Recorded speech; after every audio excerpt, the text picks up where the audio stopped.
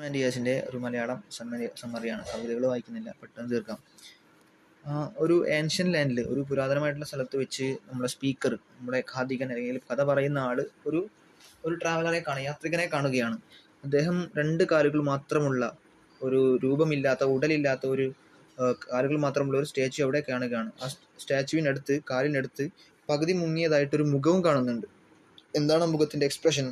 അതൊരു ഫ്രൗൺ ആണ്. ഒന്ന് ചുളുങ്ങിയിട്ട്, ഒന്ന് റിങ്കിൾഡ് ആയിട്ടുള്ള ചുണ്ടുകളുള്ള, ചുളുങ്ങിയ മുഖവും ചുളുങ്ങിയ അല്ലെങ്കിൽ ചെറുതായിട്ട് പൊളിഞ്ഞിട്ടുള്ള ചുണ്ടുമുള്ള ഒരു മുഖമാണ്. എന്താണ് ആ മുഖം സൂചിപ്പിക്കുന്നത്? Form a commanding haughty സ്നീർ.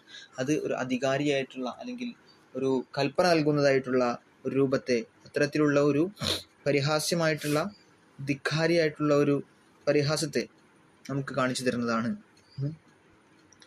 Sculpture, ഇതിൻ്റെ രൂപകൽപ്പന ചെയ്തിട്ടുള്ള, ഇതിൻ്റെ രൂപി, അതായത് ഇതിന് രൂപം നൽകിയിട്ടുള്ള ശില്പി വളരെ വൃത്തിയായിട്ട്, വളരെ മനോഹരമായിട്ട് അദ്ദേഹത്തിൻ്റെ പാഷൻ ഇതിൽ കാണിച്ചിട്ടുണ്ട്. അതുകൊണ്ടാണ് അദ്ദേഹത്തിൻ്റെ കഴിവിലൂടെ ഈ ഇമോഷൻസ് ഇപ്പോഴും ജീവിച്ചു പോകുന്നത്.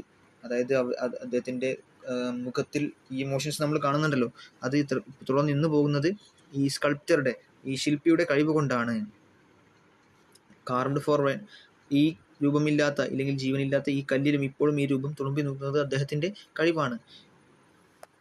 അദ്ദേഹം ഇപ്പോഴും, പക്ഷേ ഇതാരുടെ രൂപമാണോ ഇതിൽ പ്രത്യക്ഷപ്പെട്ടിട്ടുള്ളത് അല്ലെങ്കിൽ രൂപകൽപ്പന ചെയ്തിട്ടുള്ളത്, ആ രൂപം ഇപ്പോൾ യഥാർത്ഥ മനുഷ്യനെ കളിയാക്കുന്ന രൂപത്തിലാണ്. കാരണം അയാൾ തകർന്നു വീണു ഇന്ന് അയാളില്ല, എല്ലാം നഷ്ടപ്പെട്ടവനായിട്ട് ആണ് ആള് ഇപ്പോൾ ഉള്ളത്.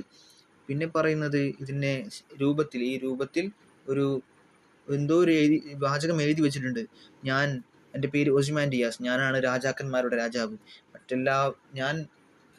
ഞാൻ കണ്ടെത്തിയത്, ഞാൻ പടുത്തുയർത്തിയത് നോക്കുമ്പോൾ മറ്റെല്ലാവരും പടുത്തുയർത്തിയത് വളരെ ചെറുതാണ്, ഞാനാണ് ഇതിലേറ്റവും വലുത്, ലോകത്തിലേറ്റവും വലുത് എന്നുള്ള ഒരു അഹങ്കാരബോധം ഇവിടെ നമുക്ക് കാണാൻ സാധിക്കുന്നുണ്ട്. ചുറ്റും മറ്റൊന്നുമില്ല, ഈ പൊളിഞ്ഞ ഈ ഒരു ശില്പത്തിൻ്റെ ബാക്കി കഷ്ണങ്ങളല്ലാതെ മറ്റൊന്നുമില്ല. അതൊരു മരുഭൂമിയായിട്ട് കിടക്കുകയാണ്. അത്രയേ ഉള്ളൂ.